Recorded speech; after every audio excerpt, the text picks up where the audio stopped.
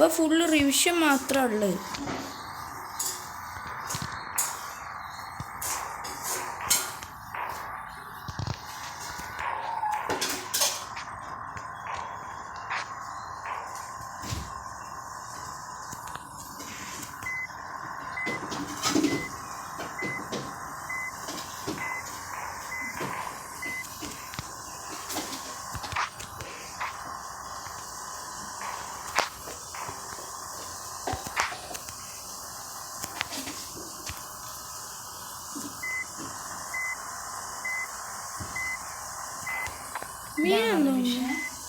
അല്ല, സ്കൂളിൽ മലയാളം ക്ലാസ്സിൽ എന്താണെന്നല്ല അമ്മ ചോദിച്ച്.